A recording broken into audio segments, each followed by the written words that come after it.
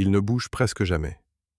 Fixé au sol, silencieux, il attend au bord d'un chemin poussiéreux du sud de l'Europe. Puis, en une fraction de seconde, quelque chose se déchire. Le fruit gonflé de sève se détache de sa tige et projette ses graines dans un jet de liquide sous pression, à près de 100 km à l'heure. En 30 millièmes de seconde, tout est terminé. Les graines fusent à plus de 10 mètres, comme tirées par une arme invisible. C'est l'un des mouvements les plus rapides de tout le règne végétal. Et pourtant, ce cousin explosif cache un mystère plus étrange encore. Comment une plante sans muscles, faite presque entièrement d'eau, a-t-elle pu conquérir la planète tout en dissimulant un ressort que la science humaine mit près de 2 siècles à comprendre? Bienvenue, je suis Augustin Delacroix et voici une nouvelle plongée au cœur du vivant. Aujourd'hui, notre héros porte un nom que vous connaissez trop bien pour le voir vraiment. Le concombre. Derrière ce fruit banal, froid, gorgé d'eau, se cache une machine de conquête d'une ingéniosité rare. Fragile et pourtant victorieuse, immobile et pourtant partout. Voici comment cela est devenu possible. Regardez cette fine tige verte, à peine plus épaisse qu'un fil. Elle s'étire dans le vide, aveugle, à la recherche de quelque chose à quoi s'accrocher. Pendant des heures, elle décrit lentement de larges cercles dans l'air, balayant l'espace autour d'elle comme un bras patient. Puis elle touche une brindille. À cet instant précis, tout change. En quelques minutes, la pointe se recourbe, s'enroule, saisit son appui. Et là commence le prodige. Le reste du filament se met à tourner sur lui-même, formant une spirale serrée. Mais au milieu, quelque chose d'impossible se produit. La spirale s'inverse. D'un côté, elle tourne vers la droite, de l'autre, vers la gauche. Entre les deux, un point de bascule, où le sens de l'enroulement se retourne comme par magie. Ce filament s'appelle une vrille. Et ce petit organe dérisoire, que personne ne remarque jamais, renferme l'une des énigmes les plus tenaces de toute la botanique. Car cette vrille se comporte comme un ressort vivant, tendu entre la plante et son support, capable d'encaisser le vent, la pluie, le passage d'un animal sans jamais lâcher prise. Notre héros ne possède ni bois solide, ni squelette, ni force musculaire. Il n'a que cela, des fils qui s'enroulent tout seuls et se transforment en cordages élastiques. C'est ainsi qu'il grimpe, s'agrippe et se hisse vers la lumière.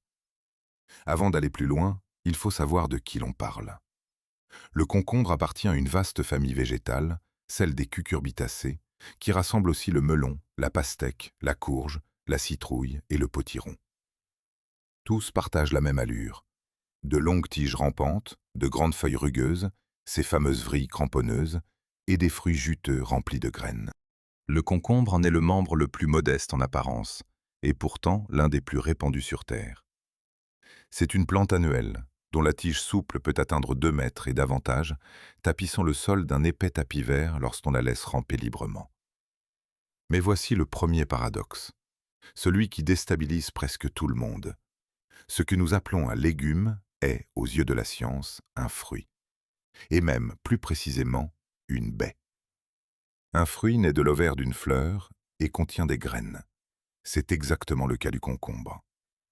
Quant à la baie, elle désigne un fruit charnu, à peau fine, renfermant de nombreuses graines issues d'un seul ovaire.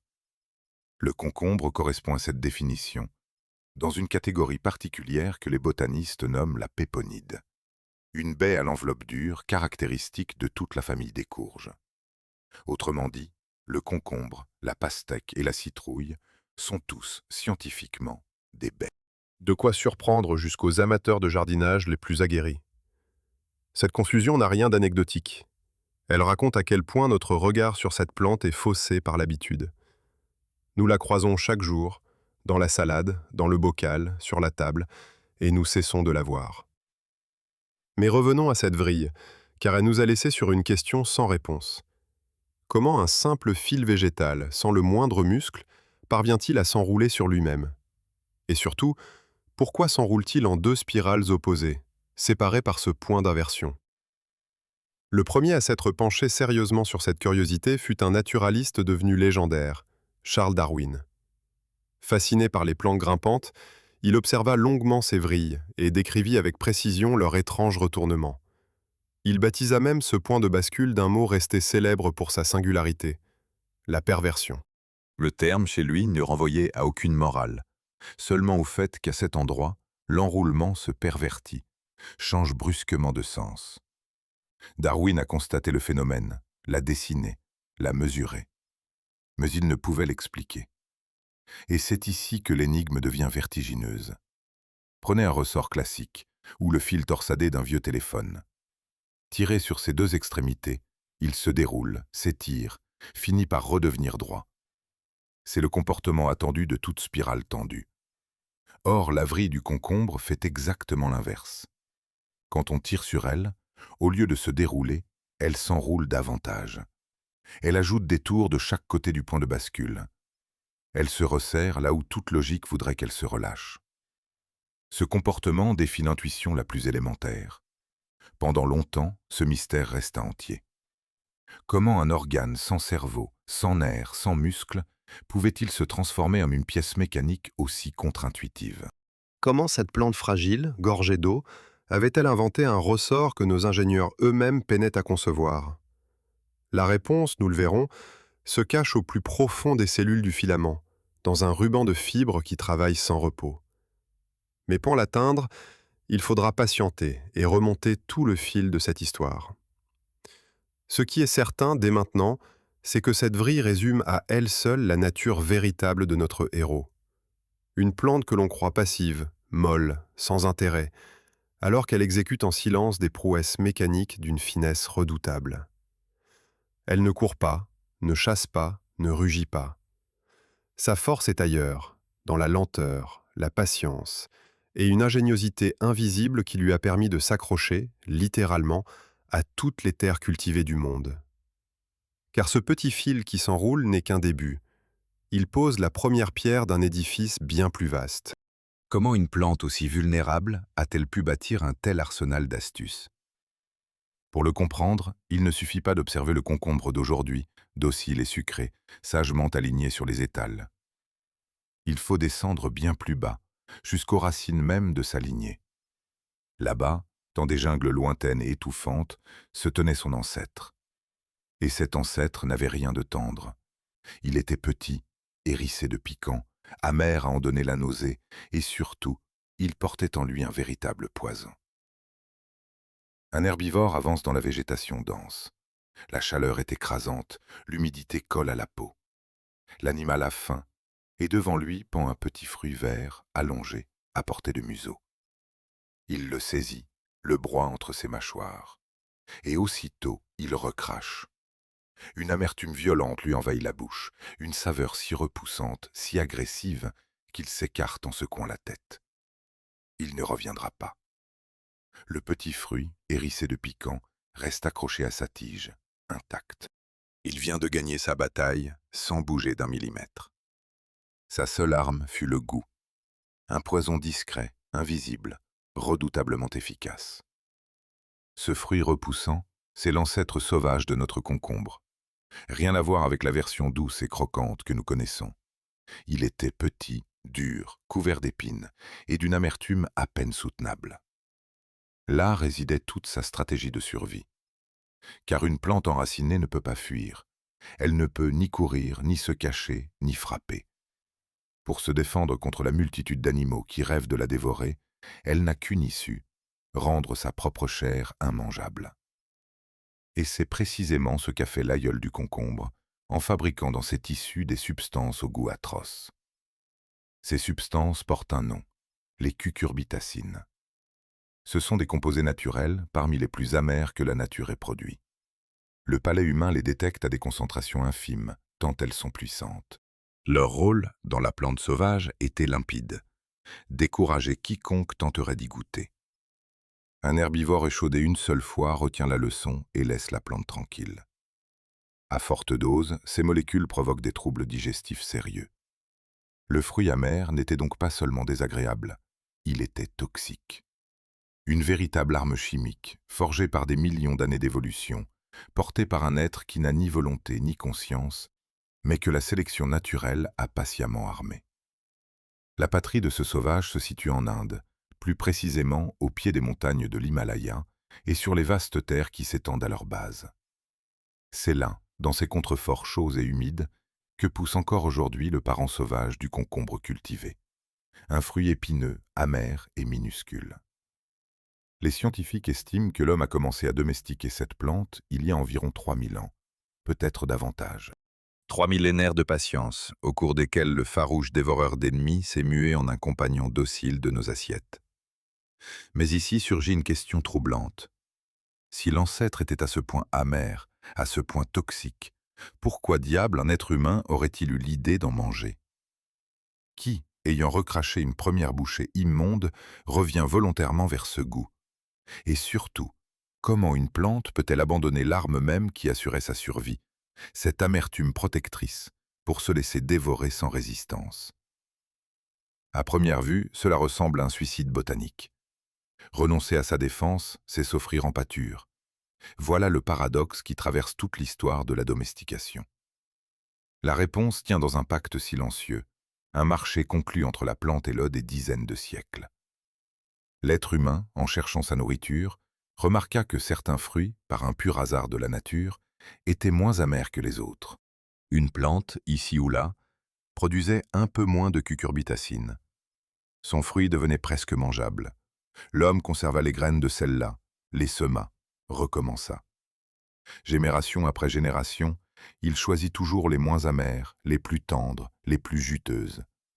Sans le savoir, il agissait comme un sculpteur, retirant peu à peu l'amertume comme on ôte la matière superflue d'un bloc de pierre. Ce que la plante y gagnait n'était pas rien. En renonçant à son poison, elle perdait certes sa défense, mais elle recevait en échange un allié d'une puissance inédite. L'homme la protégeait des herbivores, l'arrosait, la débarrassait de ses concurrents et surtout emportait ses graines aux quatre coins du monde. Là où le fruit amer restait cantonné à ses jungles d'origine, le fruit doux se voyait offrir la planète entière. La plante troqua son autonomie contre une expansion prodigieuse. Elle cessa de se défendre et en récompense, elle conquit le globe.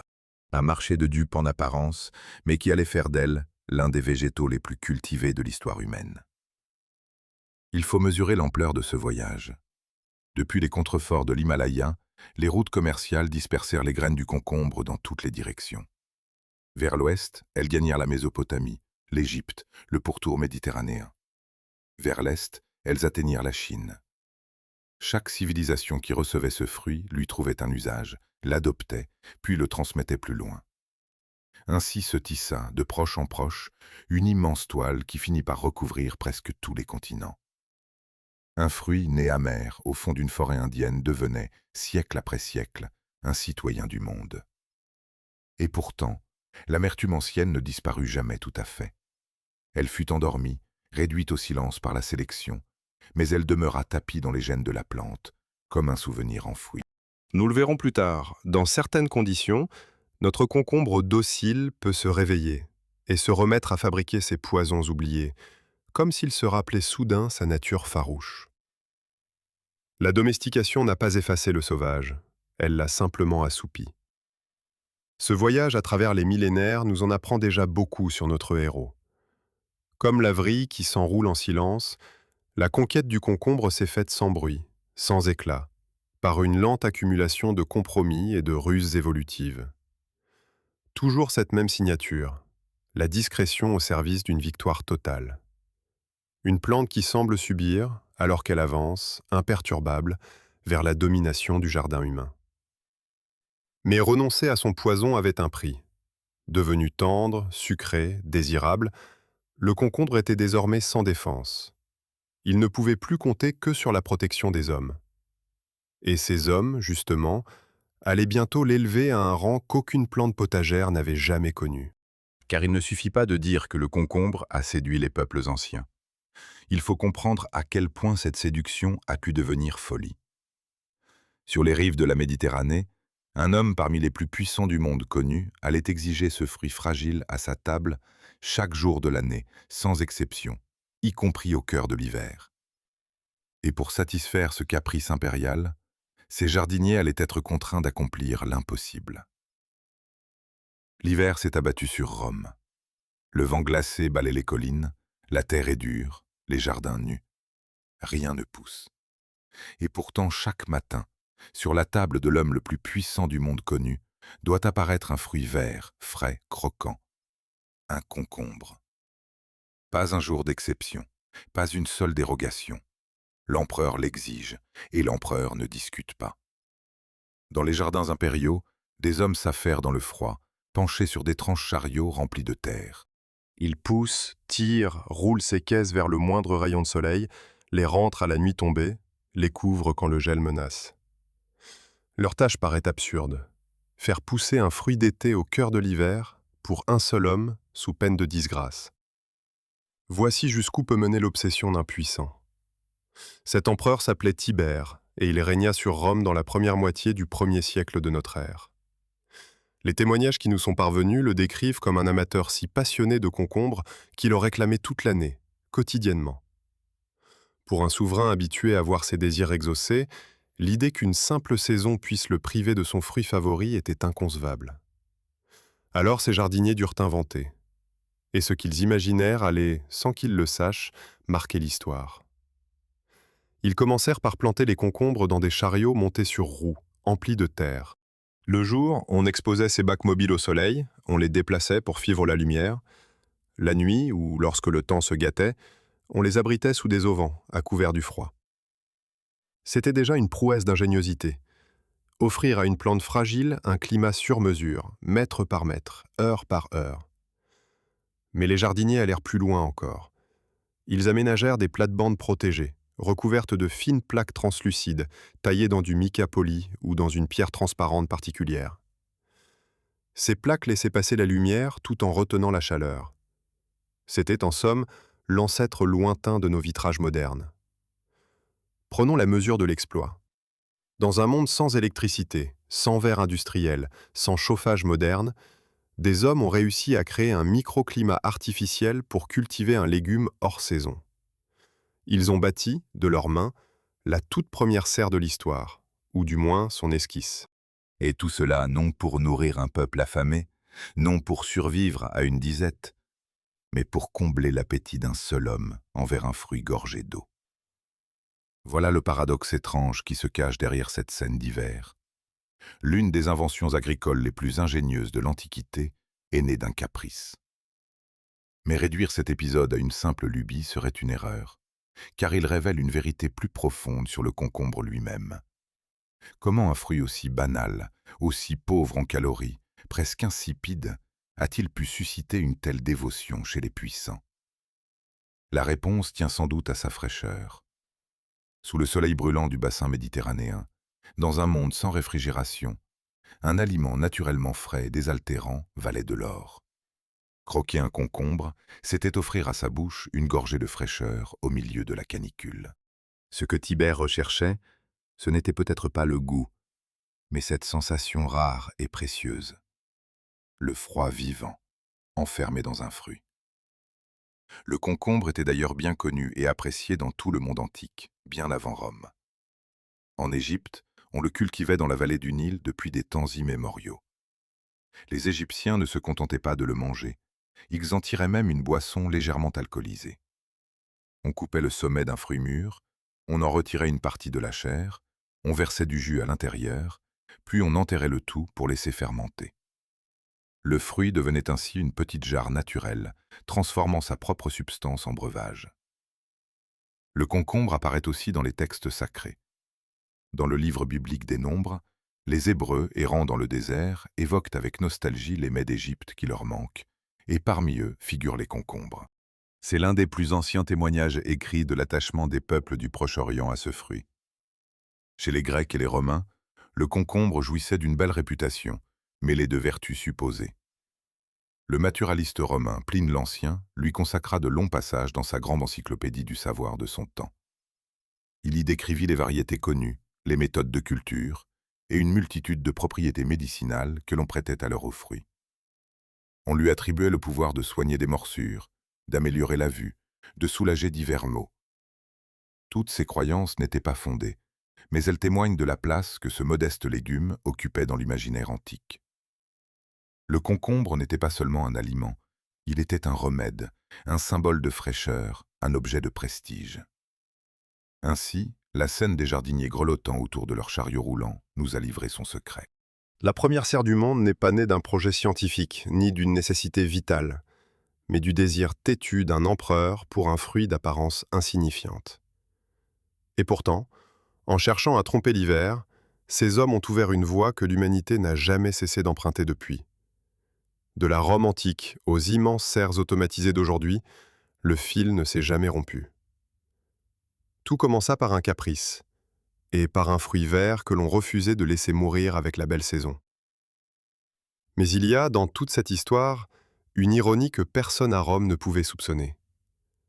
Pendant que les empereurs se disputaient le fruit, pendant que Pline en cataloguait les variétés, le véritable prodige de la plante restait invisible à tous. Il ne se cachait pas dans le fruit que l'on dévorait, mais bien plus haut, sur la tige. Là, cette vrille dont nous avons déjà entrevu l'étrangeté accomplissait en silence une chose que nul Romain ne remarqua jamais. Car ce fil vert ne se contente pas de s'enrouler au hasard. Il perçoit, il réagit au contact. Il semble compter les touchés, choisir sa direction, décider du moment où s'accrocher. Une plante privée de cerveau, capable pourtant de sentir le monde autour d'elle. Comment un simple filament, sans le moindre nerf, peut-il percevoir qu'on l'effleure et répondre à cette caresse? C'est là que se cache la prochaine énigme. Effleurez du doigt la face inférieure d'une feuille de concombre, et vous comprendrez aussitôt qu'elle n'est pas ce qu'elle paraît. Sous la douceur apparente se cache une surface râpeuse, presque agressive, hérissée d'une multitude de petits poils raides comme des aiguilles minuscules. Passez la main sur la tige, même sensation. Toute la plante est armée de cette pilosité rugueuse. Ce qui semblait tendre et inoffensif se révèle couvert d'une véritable forêt de pics microscopiques. Et ces poils ne sont pas là par hasard. Chacun d'eux est une sentinelle, un dispositif de défense pour un maître qui, ayant renoncé à son poison, doit se protéger autrement. Ces poils portent le nom de trichomes. Ils remplissent plusieurs fonctions à la fois. D'abord, ils gênent les petits insectes, qui peinent à progresser sur une surface hérissée et râpeuse. Ensuite, ils réduisent l'évaporation, en freinant le passage de l'air à la surface des feuilles et en piégeant une fine couche d'humidité. Pour une plante gorgée d'eau, obsédée par la préservation de sa précieuse sève, chaque goutte compte. Ces trichomes sont donc à la fois un rempart et un bouclier contre la soif. Une armure discrète, invisible à l'œil, mais bien réelle sous les doigts. Observons maintenant l'ensemble de l'édifice, car l'architecture du concombre est un modèle d'ingéniosité fondé sur l'économie. La tige est une liane souple, incapable de se tenir droite toute seule. Elle rampe ou grimpe, mais ne se dresse jamais comme un tronc. Les feuilles sont larges, en forme de cœur ou de pentagone, tendues vers la lumière comme autant de panneaux capteurs. Et puis, il y a les vrilles, ces fils cramponneurs que nous connaissons déjà, chargés d'agripper le moindre appui. Chaque organe a son rôle, précis, sans gaspillage. Rien n'est superflu dans cette construction végétale entièrement tournée vers un seul but, capter la lumière et se hisser vers elle. Mais c'est en descendant sous terre que l'on découvre la plus grande surprise et la plus grande faiblesse. Car le système racinaire du concombre est étonnamment modeste. Comparé à l'énorme masse verte qu'il doit nourrir et soutenir, il est superficiel, peu développé, presque fragile. Les racines restent proches de la surface, sans plonger profondément dans le sol. Voilà qui pose une énigme troublante. Comment une charpente aussi légère, aux racines si chétives, parvient-elle à porter 2 mètres et davantage de tiges, de feuilles et de fruits? Comment une plante sans bois solide, sans ancrage puissant, réussit-elle à s'élever et à supporter tout ce poids sans s'effondrer? La réponse tient précisément dans cette stratégie de l'appui. Le concombre ne cherche pas à porter son propre poids par la force. Il ne construit pas un tronc coûteux en matière et en énergie, comme le ferait un arbre. Il délègue. Il s'accroche à ce qui l'entoure, s'appuie sur les autres, se laisse porter par tout support disponible. Ces vrilles font le travail que ferait un squelette. Elles transforment la faiblesse en avantage. Là où l'arbre investit des décennies à bâtir un fût robuste, le concombre, lui, grimpe en quelques semaines en s'agrippant aux tiges voisines, aux branches, aux fils tendus. Sa légèreté n'est pas un défaut, c'est une arme de rapidité. Il économise tout ce qu'un arbre dépense en bois et consacre cette énergie à croître vite et à produire ses fruits. Et ces vrilles, justement, sont bien plus qu'un simple crochet. Nous avons vu qu'elle semble percevoir le monde. Ce n'est pas une illusion. Le filament est sensible au contact. Lorsqu'il touche une surface, les cellules de sa face en contact réagissent différemment de celles de la face opposée. D'un côté, elles se contractent, de l'autre, elles s'allongent. Ce déséquilibre provoque la courbure, puis l'enroulement. La vrille ne possède ni nerfs ni cerveau, mais elle traduit une information physique, un simple toucher, en un mouvement précis et orienté. C'est une forme de perception dépouillée à l'extrême, ramenée à sa plus pure mécanique. Le fil sent et le fil répond. Toute l'ingéniosité du concombre tient dans cette réponse silencieuse au monde qui l'entoure. Il reste un dernier trait, invisible celui-là, mais que chacun connaît sans le savoir. Ouvrez un concombre frais, portez-le à votre nez, et cette odeur si particulière vous saisit aussitôt. Fraîche, verte, aquatique, immédiatement reconnaissable entre mille. Or, cette signature olfactive ne provient que de quelques molécules volatiles, présentes en quantité infime. Ce sont des composés que l'on nomme aldéhydes, et l'un d'eux domine l'ensemble. Le nez humain les capte à des concentrations si faibles qu'elles échappent presque à toute mesure. Une poignée de molécules suffit à évoquer instantanément le concombre dans notre esprit. Cette odeur, que nous croyons banale, est en réalité une prouesse chimique d'une délicatesse extrême, un parfum bâti sur presque rien. Ainsi se dessine le portrait complet de notre conquérant. Une liane sans bois, aux racines fragiles, couverte d'une armure de poils, capable de sentir le contact du bout de ses vrilles et exhalant une odeur reconnaissable entre toutes à partir d'une simple trace de molécules. Tout, dans cette architecture, obéit à la même logique, faire beaucoup avec très peu.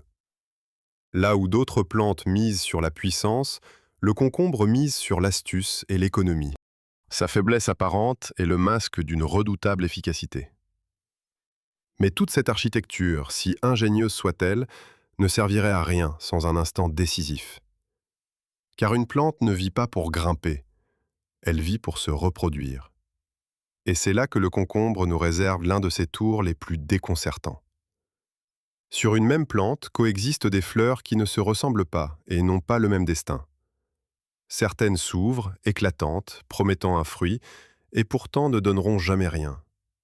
On les appelle depuis toujours des fleurs stériles. Pourquoi une plante gaspillerait-elle son énergie à produire des fleurs incapables de porter le moindre fruit? Derrière cette apparente absurdité se cache une mécanique d'une subtilité déroutante et une véritable supercherie du vivant. Une abeille bourdonne au-dessus du feuillage. Elle repère une fleur jaune, éclatante, qui s'ouvre au soleil du matin. Elle s'y pose, plonge au caire des pétales, se couvre de poudre dorée, puis repart. Un peu plus loin, une autre fleur jaune, presque identique, l'attire à son tour. L'abeille s'y installe, y dépose sans le savoir la poussière récoltée et poursuit son vol. Rien dans son manège ne trahit ce qui vient de se jouer. Et pourtant, tout le destin de la plante s'est décidé dans ces quelques secondes. La première fleur ne donnera jamais de fruits. La seconde, si. Deux fleurs semblables en apparence, deux sorts radicalement opposés. Et l'abeille, messagère aveugle, vient d'accomplir sans le vouloir l'acte le plus important de toute la saison. Voici l'un des secrets les plus déroutants du concombre. Sur une même plante coexistent des fleurs mâles et des fleurs femelles, séparées, distinctes. Les botanistes disent que la plante est monoïque, ce qui signifie qu'elle porte les deux sexes sur un même individu, mais dans des fleurs différentes. Les fleurs mâles apparaissent généralement les premières, groupées en petits bouquets. Le langage populaire les a longtemps nommées fleurs stériles, car elles ne produisent aucun fruit. Leur rôle est ailleurs, elles fournissent le pollen, cette précieuse poudre dorée sans laquelle rien ne peut advenir. Les fleurs femelles, elles, sont solitaires, et l'on reconnaît à leur base un renflement minuscule, une ébauche de fruit, comme un tout petit concombre déjà formé qui n'attend qu'un signal pour grandir. C'est ici que se dissipe l'apparente absurdité. Une plante qui produit des fleurs incapables de fructifier ne gaspille rien. Elle organise une division du travail. Les fleurs mâles sont des usines à pollen. Les fleurs femelles sont des berceaux en attente. Pour que le berceau s'anime, il faut que le pollen des unes atteigne les autres. Et c'est là qu'intervient l'abeille, ou tout autre insecte butineur, qui transporte la poussière fécondante d'une fleur à l'autre. Sans ce transport, le renflement à la base de la fleur femelle jaunit, se flétrit et tombe. Le petit concombre en germe meurt avant même d'avoir vécu. Toute la récolte se joue sur cette rencontre fragile, orchestrée par des insectes qui ignorent tout de leur mission. Mais cette dépendance recèle une faille redoutable. Que se passe-t-il lorsqu'il n'y a pas d'abeilles? Dans les serres fermées, à l'abri des insectes, les anciennes variétés se heurtaient à un mur. Les fleurs s'ouvraient, les fleurs mâles offraient leur pollen, les fleurs femelles attendaient, et rien ne venait. Faute de messagers, les fruits ne se formaient pas. Les jardiniers voyaient leurs plantes fleurir en abondance, plus laisser tomber une à une leurs promesses de récolte. Une plante en pleine santé, couverte de fleurs, et pourtant incapable de donner le moindre fruit. Le paradoxe était cruel. Tout était prêt, sauf l'intermédiaire indispensable. C'est alors qu'apparaît la supercherie la plus étonnante de cette histoire. Car il existe des concombres qui n'ont besoin de personne. Ni abeilles, ni pollen, ni fécondation. Ces variétés forment leurs fruits toutes seules, sans que la moindre rencontre ait lieu. On les dit parthénocarpiques, un mot qui désigne la capacité à produire des fruits sans fécondation. Le renflement à la base de la fleur femelle se met à grandir de lui-même, sans avoir reçu le moindre grain de pollen. Le résultat est un concombre dépourvu de graines véritables, ou n'emportant que des ébauches à peine formées. Un fruit vide, en quelque sorte, né sans union, poussant sans avenir reproducteur. Et voici la question vertigineuse que soulève ce prodige. Quel intérêt une plante peut-elle bien trouver à fabriquer un fruit sans graines?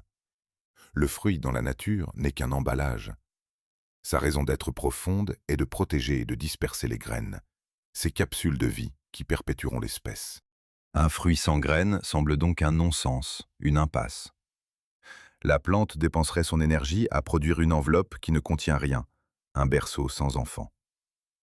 À première vue, la parthénocarpie ressemble à une voie sans issue, à un gaspillage pur. La réponse tient dans un renversement de perspective. Dans la nature sauvage, un tel fruit serait effectivement un échec. Mais le concombre, nous l'avons vu, a conclu depuis longtemps un pacte avec l'homme. Et pour l'homme, un fruit sans graines n'est pas un défaut, c'est un idéal. Un concombre sans pépins est plus tendre, plus agréable à manger, plus régulier. Surtout, il pousse là où les abeilles ne vont jamais, dans les serres closes, sur les balcons, dans les cultures protégées. La plante n'a plus besoin d'attendre un messager qui ne viendra pas. Elle produit, encore et encore, sans dépendre du hasard d'une visite d'insectes. Ce que la nature aurait puni, l'agriculture humaine l'a récompensé et multiplié.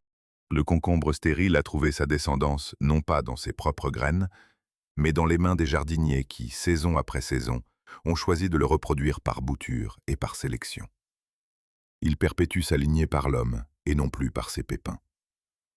Ainsi se referme l'un des chapitres les plus subtils de notre histoire. Le concombre a transformé une dépendance fragile en une liberté nouvelle. Là où la fleur femelle attendait, impuissante, la venue d'une abeille, la parthénocarpie a coupé le lien, a franchi la plante de l'aléin et scellé un peu plus l'alliance avec l'être humain. Encore une fois, la faiblesse s'est muée en force par le détour d'une ruse. Encore une fois, le concombre a survécu non par la puissance, mais par l'adaptation. Mais dès qu'une fleur est fécondée, ou dès qu'un fruit parthénocarpique s'éveille, quelque chose de tout autre commence. Une course. Une accélération vertigineuse, presque incroyable pour un être immobile. Car ce petit renflement à la base de la fleur va se transformer en concombre entier en quelques jours à peine, grossissant si vite qu'on croirait presque le voir bouger. Et dans cette course effrénée se cache un mystère qui touche à notre propre regard.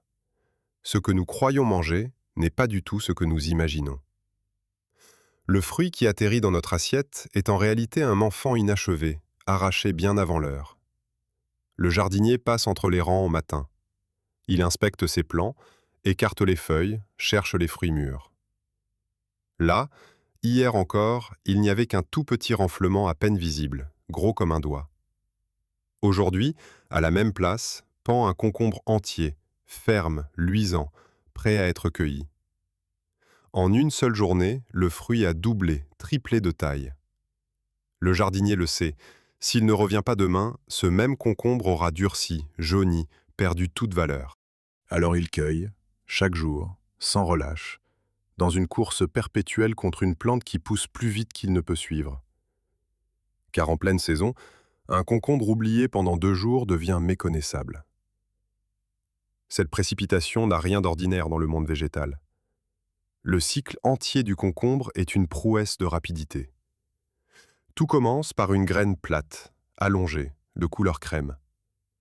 Dans la chaleur et l'humidité, elle germe en quelques jours seulement. Cette plante aime la chaleur dès ses premiers instants. La température idéale pour la germination avoisine les 25 à 30 degrés. En dessous de 12 à 15 degrés, la graine risque de ne jamais lever ou de pourrir dans la terre. De la semence surgit d'abord une petite racine qui plonge vers le bas, puis une boucle de tige portant 2 feuilles primordiales qui percent vers la lumière. Ces premières feuilles nourrissent la jeune plante jusqu'à ce que les véritables feuilles se déploient et prennent le relais. Vient ensuite l'explosion de croissance. La tige s'allonge, émet ses vrilles et ses rameaux latéraux, tapisse l'espace de verdure. Le concombre est avide de lumière, de chaleur et de nourriture, mais il redoute le froid mortellement. Une simple chute de température jusqu'au gel peut anéantir la plante en une nuit. Puis, environ 1 mois après la levée, la floraison commence, et avec elle le moment décisif que nous connaissons désormais. Une fois la fleur fécondée, ou le fruit parthénocarpique éveillé, débute la partie la plus stupéfiante, la formation du concombre. Il atteint sa taille de récolte en 4 à 7 jours seulement après la naissance du petit renflement. Une croissance si fulgurante qu'elle oblige le jardinier à visiter ses rangs presque quotidiennement. Mais cette course cache un secret qui bouleverse notre regard. Le concombre que nous mangeons, ce fruit ferme et croquant, n'est pas mûr. Pour la plante, il est encore un enfant, cueilli bien avant son terme. Nous le consommons à un stade que l'on appelle la maturité de consommation, lorsqu'il est juteux, tendre et savoureux. Or, ce n'est pas la maturité véritable. Si on laissait ce concombre sur la tige, il continuerait de grossir, jaunirait ou brunirait, sa peau durcirait, et à l'intérieur, ses graines mûriraient enfin. Voilà le vrai concombre adulte, dur, amer, immangeable, mais porteur de semences prêtes à germer. Le fruit que nous jugeons parfait est, du point de vue de la plante, un nourrisson arraché à son berceau. Ce renversement est vertigineux. Ce que nous nommons frais et appétissant, le végétal le vit comme un inachèvement. Ce que nous rejetterions comme trop vieux et corrompu, la plante le considère comme son unique accomplissement. Nos critères et les siens sont exactement inversés. Nous cueillons la jeunesse et méprisons l'âge mûr, tandis que la plante n'aspire qu'à cette maturité que nous refusons de lui laisser atteindre. C'est pourquoi ce sont précisément ces vieux fruits, ces concombres jaunis et durcis dédaignés de tous, que l'on garde pour en récolter les graines des cultures futures. Il y a plus troublant encore dans ce refus de laisser mûrir. En cueillant sans cesse les fruits jeunes, l'homme force la plante à recommencer indéfiniment. Le concombre, privé de la possibilité de mener une seule graine à terme, s'obstine, forme de nouveaux renflements, tente encore et encore de laisser une descendance. Chaque cueillette relance la production. Ainsi, plus on récolte, plus la plante produit, dans une spirale que le jardinier entretient à son profit. Un seul plant peut donner des dizaines de fruits au fil d'une saison. La frustration reproductive de la plante devient la générosité de la récolte. Et c'est au cœur de cette course, dans cette même énergie de croissance rapide, que se dénoue enfin l'énigme qui nous accompagne depuis le début. Souvenez-vous de la vrille, ce ressort impossible qui s'enroule en 2 spirales opposées et se resserre quand on le tire. Pendant près de 2 siècles, nul ne sut expliquer ce comportement. La réponse, on l'a trouvée en scrutant l'intérieur même du filament, à l'échelle des cellules.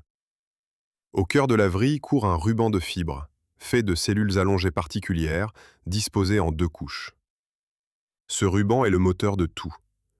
En se contractant d'un côté plus que de l'autre, il force le filament à s'enrouler, sans le moindre muscle, par simple jeu de tensions internes. Le rôle de l'eau s'est révélé décisif. En observant ce ruban extrait de la vrille, les chercheurs ont constaté qu'en séchant, il se raidissait et s'enroulait plus étroitement. Une paroi particulière de ces cellules, imprégnée d'une matière qui repousse l'eau, résiste à la compression, tandis que l'autre face se rétracte. Ce déséquilibre engendre la courbure, puis la double spirale. Et le point de bascule central, cette fameuse perversion décrite jadis par Darwin, n'est que la conséquence géométrique inévitable d'un ruban fixé à ses deux extrémités qui ne peut se tordre librement. Quant à l'étrange surenroulement, ce ressort qui se resserre au lieu de se détendre, il assure un maintien souple puis ferme. La vrille cède d'abord doucement sous une traction légère, puis se raidit brusquement sous une forte tension, absorbant les chocs sans jamais rompre. Un amortisseur végétal d'une élégance parfaite, né sans plan ni ingénieur. Voilà donc une partie du mystère éclairci. La plante, gorgée d'eau, sans muscles ni squelette, a bâti un ressort que nos savants ont mis presque 200 ans à comprendre, en jouant simplement sur la tension de ses fibres et sur la présence de l'eau. Mais tandis qu'elle grimpe, s'accroche et croît à cette vitesse folle, le concombre ne mène pas qu'une course. Il livre aussi une guerre silencieuse contre une armée d'ennemis qui rôde autour de lui. Et pour se défendre, cette plante devenue si douce va parfois faire ressurgir une arme que l'on croyait éteinte depuis des millénaires. Un poison ancestral tapi dans sa mémoire. Une main saisit le fruit sur l'étal, le lave, le tranche. La lame glisse dans la chair pâle et juteuse. Un morceau porté à la bouche, une bouchée croquante, et soudain, la grimace. Une amertume brutale envahit le palais, âpre, désagréable, presque agressive. On repose le morceau, déconcerté. Ce concombre, en apparence identique à tous les autres, cache une saveur repoussante. Rien ne le distinguait de son voisin, et pourtant, il est amer à recracher. Comme si, à l'intérieur de ce fruit docile, un fantôme s'était réveillé. Le fantôme de l'ancêtre sauvage, celui qui repoussait les herbivores au pied de l'Himalaya, celui que des milliers d'années de sélection avaient endormi. Car voici la vérité troublante que nous avions laissée en suspens. L'amertume n'a jamais complètement disparu du concombre. Elle a été réduite au silence, mais son mécanisme demeure inscrit dans la plante, prête à ressurgir. Les responsables sont ces mêmes molécules dont nous avons déjà parlé, les cucurbitacines, l'arme chimique du sauvage originel. Dans un concombre cultivé, en temps normal, elle ne se forme presque pas. La sélection humaine a fait en sorte que la plante les fabrique à peine. Mais dans certaines conditions, le végétal semble se souvenir de sa nature première et recommence à les produire. Le poison ancestral remonte à la surface. Qu'est-ce qui déclenche ce réveil? La réponse tient en un mot, le stress. Une plante malmenée se défend, et sa défense la plus ancienne est l'amertume. Le manque d'eau, avant tout, provoque ce retour. Un arrosage insuffisant ou irrégulier, une chaleur prolongée, de brusques écarts de température, un sol pauvre, tout cela met la plante en état d'alerte. Comme si elle percevait un danger, elle rallume la fabrication des cucurbitacines. Le manque d'eau, en particulier, est l'un des grands provocateurs de l'amertume, et c'est un point capital pour un être qui n'est presque fait que d'eau. Ces molécules amères s'accumulent surtout dans la peau et près du point d'attache au pédoncule, c'est-à-dire dans la partie la plus proche de la tige. De là viennent les vieux conseils de jardiniers: couper les deux extrémités d'un concombre amer, surtout du côté de la queue, et retirer la peau. Il faut mesurer ce que révèle ce phénomène. Une plante domestiquée depuis 3000 ans, apprivoisée, adoucie, désarmée, conserve pourtant la capacité de faire renaître son ancienne toxicité au moindre coup de stress. La domestication n'a pas effacé le sauvage, elle l'a seulement bâillonné. Sous la douceur du fruit de marché sommeille toujours le dévoreur d'ennemis des jungles indiennes. Rien n'est jamais totalement perdu dans la mémoire d'une lignée vivante. Le concombre porte en lui, comme un secret enfoui, l'écho de ce qu'il fut avant que l'homme ne le change. Cette amertume n'est d'ailleurs que la partie visible d'une lutte permanente, car le concombre, devenu tendre et sans défense, est assailli de toutes parts. Sa stratégie de survie ordinaire repose sur la lumière et sur l'eau. Ses larges feuilles captent le soleil et le transforment en énergie par la photosynthèse, ce procédé par lequel la plante fabrique sa propre nourriture à partir de lumière, d'air et d'eau. Mais cette dépendance à l'eau est aussi son talon d'Achille. Avec ses racines superficielles et sa chair gorgée de liquide, le concombre ne supporte pas la sécheresse. Privé d'eau, il flétrit, ses feuilles s'affaissent, ses fruits s'amérissent. Toute sa vie tient à un équilibre fragile entre l'abondance d'eau qu'il réclame et la faiblesse des racines chargées de la puiser. À ces vulnérabilités s'ajoute une armée d'ennemis bien réels. Les plus redoutables sont des maladies causées par des champignons microscopiques. L'une d'elles recouvre les feuilles d'un feutrage blanchâtre, une sorte de poudre farineuse qui étouffe peu à peu la plante. Une autre, plus insidieuse encore, dessine des taches brunes sur le feuillage et peut ravager une culture entière en quelques jours.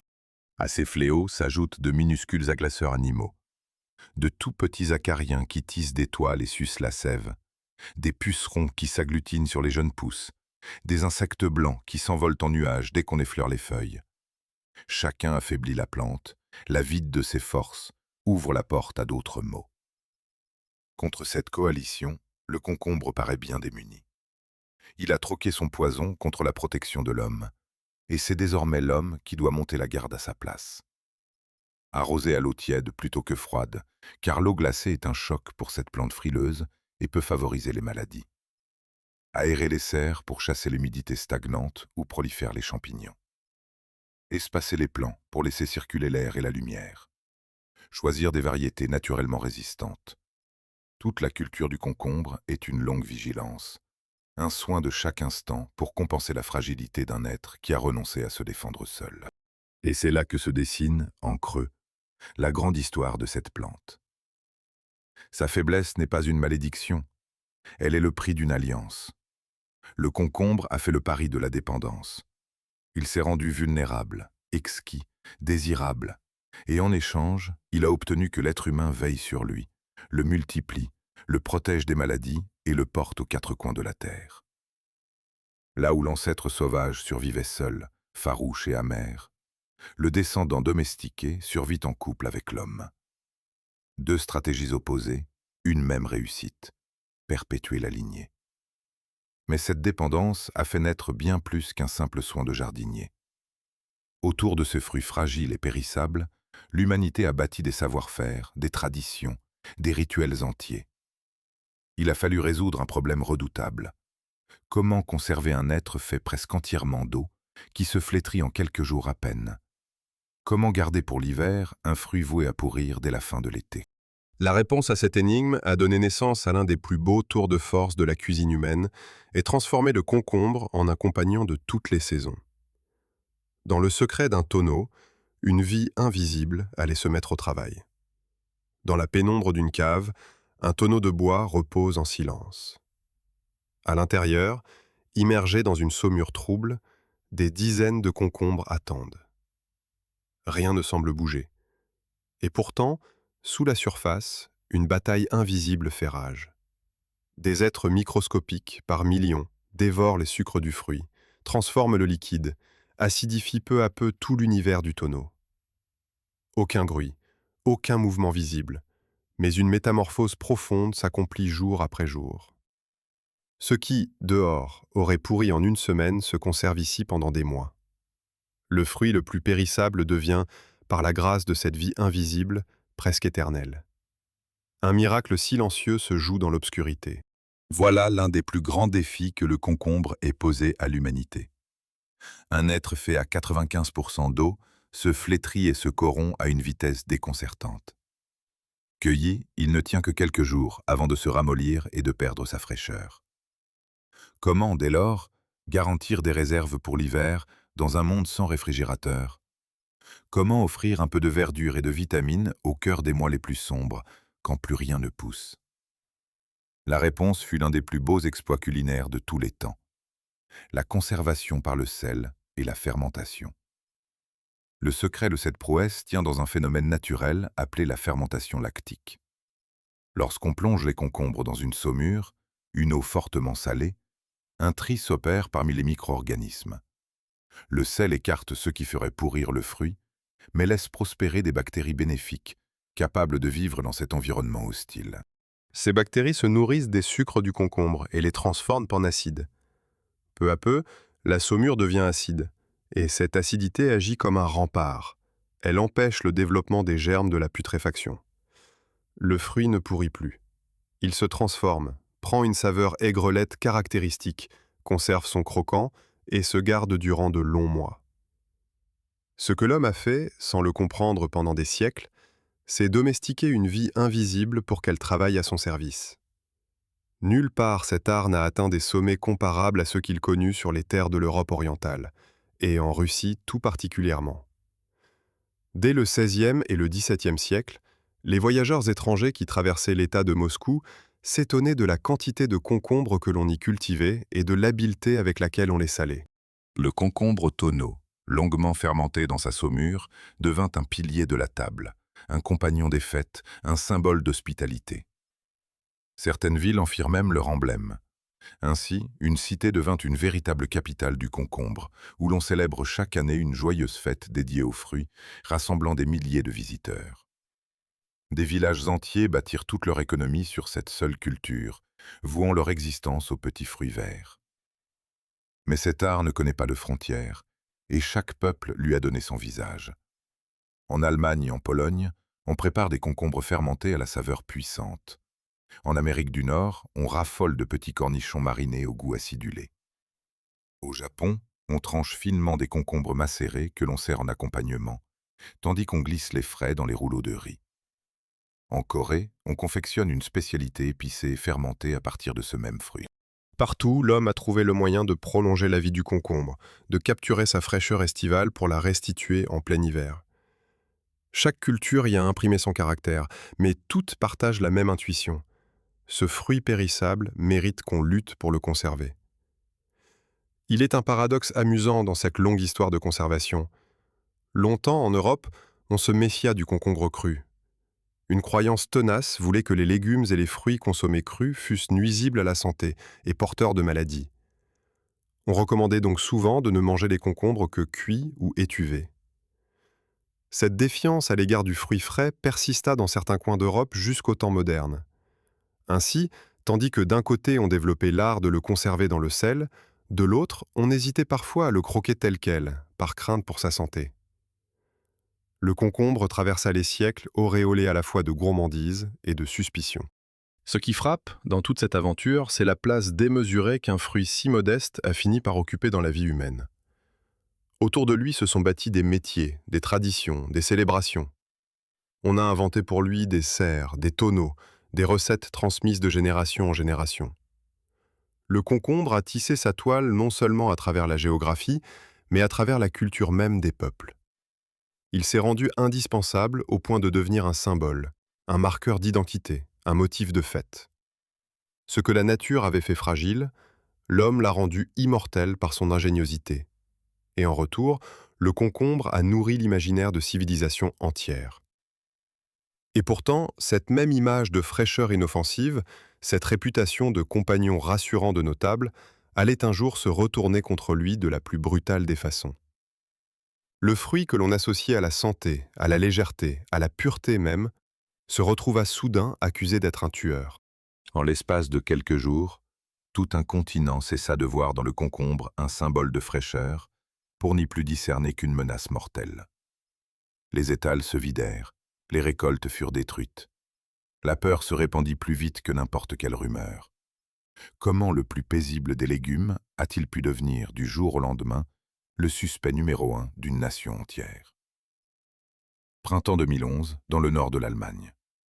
Les hôpitaux se remplissent. Des dizaines, plus des centaines de malades affluent, frappés par une infection foudroyante qui s'attaque au sang et aux reins. La panique y gagne. Il faut trouver la source, vite, avant que le fléau ne se propage davantage. Les autorités enquêtent, interrogent les victimes, cherchent le coupable. Et bientôt, un nom tombe, lancé lors d'une conférence de presse. Le concombre. Des concombres importés d'Espagne, dit-on, seraient porteurs de la bactérie mortelle. En quelques heures, la nouvelle fait le tour du continent. Le fruit le plus paisible des étals vient d'être désigné à la vindicte d'une nation apeurée.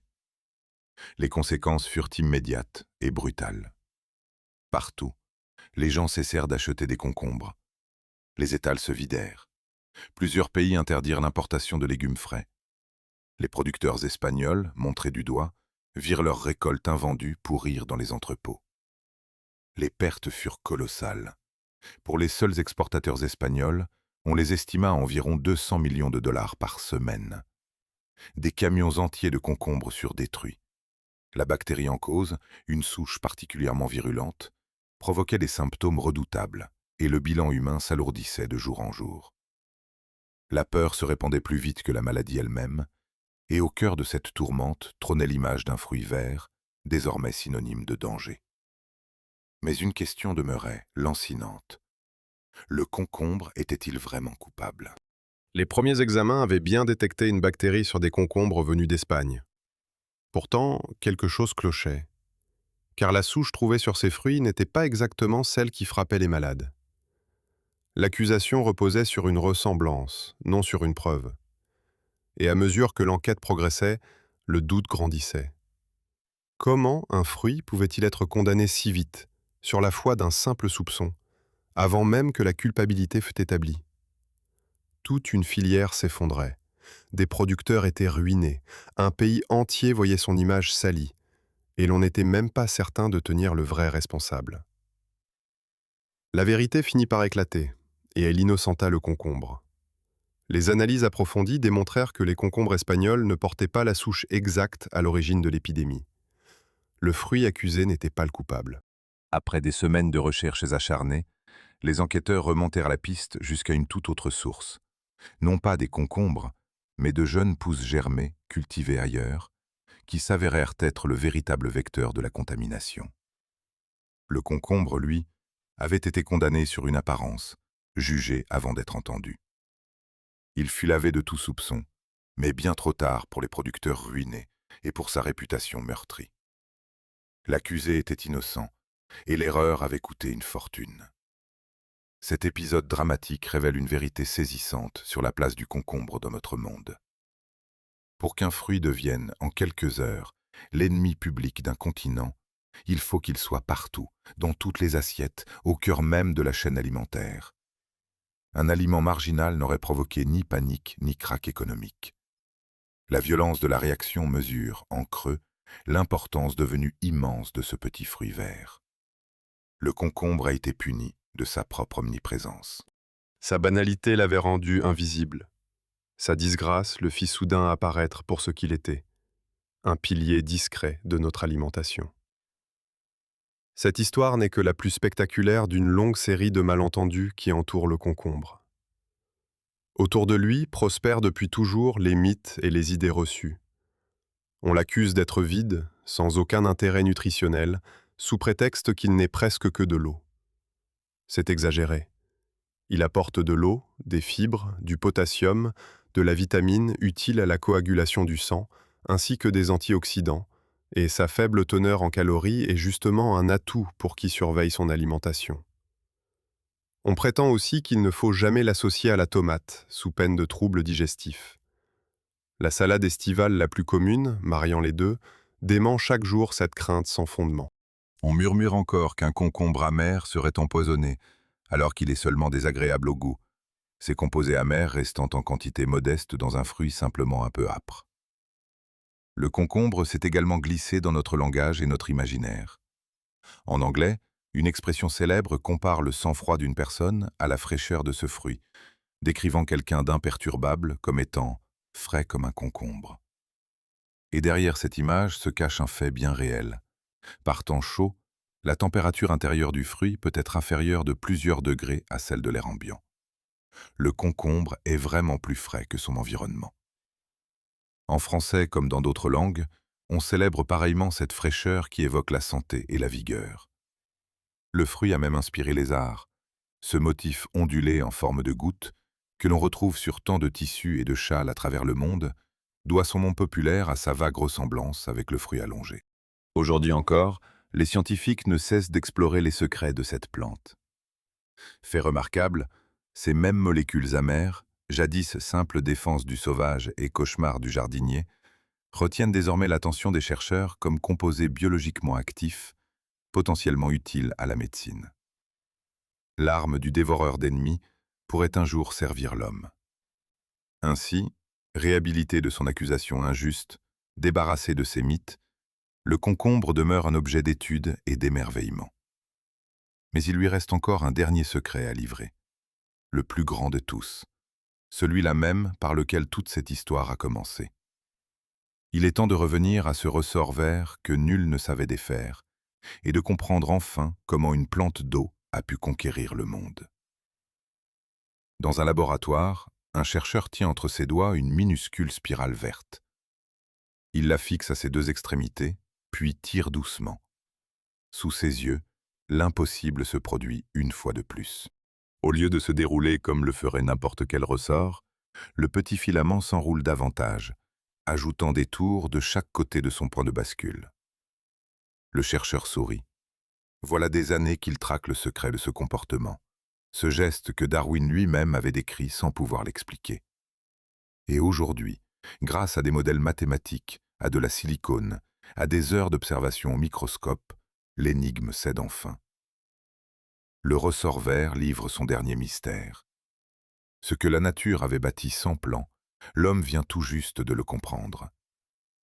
Reprenons le fil de cette grande question qui nous accompagne depuis le tout premier instant. Comment une plante, faite presque entièrement d'eau, sans muscles, sans squelette, sans cerveau, a-t-elle pu conquérir la planète entière tout en dissimulant un mécanisme que la science mit près de 2 siècles à percer? La réponse, désormais, se dessine dans toute sa clarté. Elle tient dans une seule idée, répétée sous 1000 formes tout au long de cette histoire. Le concombre ne l'a jamais emporté par la force, mais par l'astuce. Chacun de ses organes, chacun de ses choix évolutifs obéit à la même logique implacable: faire énormément avec presque rien. Le ressort de la vrille en est l'illustration parfaite. Nous savons maintenant comment il fonctionne. Au cœur du filament court un ruban de fibres disposé en 2 couches. L'une, imprégnée d'une matière qui repousse l'eau, résiste et se raidit. L'autre se contracte. Ce déséquilibre force l'enroulement, sans le moindre muscle, par pur jeu de tension. Et le surenroulement, ce comportement qui défie l'intuition, remplit une fonction précise. Il fait de la vrille un amortisseur. Souple sous une traction légère, ferme sous une forte tension, elle absorbe les secousses du vent, de la pluie, du passage d'un animal, sans jamais rompre ni lâcher son appui. Une plante sans os s'est ainsi dotée d'un système de suspension d'une finesse que nos ingénieurs peinent encore à égaler. Car voici le retournement le plus stupéfiant de toute cette aventure. Ce mécanisme, longtemps considéré comme une simple curiosité botanique, inspire aujourd'hui les technologies de demain. Les chercheurs qui ont percé le secret du ressort vert y voient un modèle pour concevoir de nouveaux types de ressorts, capables de se raidir progressivement sous la contrainte. Ce principe intéresse la robotique dite souple, ces machines flexibles qui imitent le vivant, ainsi que la conception de micro-robots et de dispositifs médicaux. La plante que l'on croyait passive, molle et sans intérêt, se révèle être une source d'inspiration pour l'ingénierie la plus avancée. Le concombre, ce fruit banal de nos assiettes, murmure des idées aux savants du XXIe siècle. Voilà donc résolu le grand mystère de notre film. Mais il ne se referme pas sur lui-même. Il ouvre une compréhension plus vaste de ce qu'est réellement cette plante. Rassemblons à présent tous les fils épars de cette histoire, car ils dessinent une même figure. Le concombre a renoncé à son poison ancestral pour se rendre désirable, troquant sa défense contre la protection de l'homme. Il a bâti une architecture légère, sans bois coûteux, s'appuyant sur les autres grâce à ses vrilles cramponneuses. Il a inventé une croissance fulgurante, formant ses fruits en quelques jours, quitte à les offrir avant même leur maturité. Il s'est affranchi des abeilles en apprenant à fructifier sans fécondation. Partout, la même signature. La ruse plutôt que la puissance, l'adaptation plutôt que la brutalité, l'alliance plutôt que la solitude. C'est ainsi qu'un fruit né amer et minuscule, au pied de l'Himalaya, a fini par recouvrir presque toute la surface habitée du globe. Il a séduit des pharaons, obsédé les empereurs, traversé les océans dans les cales des explorateurs, conquis des tables de tous les continents. Il s'est rendu si indispensable que sa disparition, ne fût-ce qu'un instant de soupçon, pouvait ébranler l'économie d'une nation. Et tout cela, il l'a accompli sans un geste violent, sans un cri, dans le silence patient d'un être immobile. Sa conquête ne fut pas celle des armées, mais celle des fibres qui s'enroulent, des racines qui puisent, des fruits qui se multiplient. Une victoire totale, remportée par la douceur. Que réserve l'avenir à ce vieux compagnon de l'humanité? Les sélectionneurs poursuivent leur travail, créant sans cesse des variétés plus résistantes aux maladies et à la chaleur, plus productives, débarrassées de l'amertume et des épines. Dans d'immenses serres automatisées, le concombre pousse désormais parfois sans terre, les racines baignées d'une solution nourricière, sous une lumière artificielle qui trompe l'hiver bien mieux que ne le rêvaient jadis les jardiniers de Rome. Les questions liées à sa culture, à son usage, à sa place dans une agriculture durable, font l'objet de débats et de regards divers, que l'avenir aura pour tâche de trancher. Une chose demeure certaine. Cette plante, connue de l'homme depuis 3000 ans, n'a pas fini de nous étonner ni de nourrir de nouvelles recherches. Souvenez-vous de la scène par laquelle tout a commencé.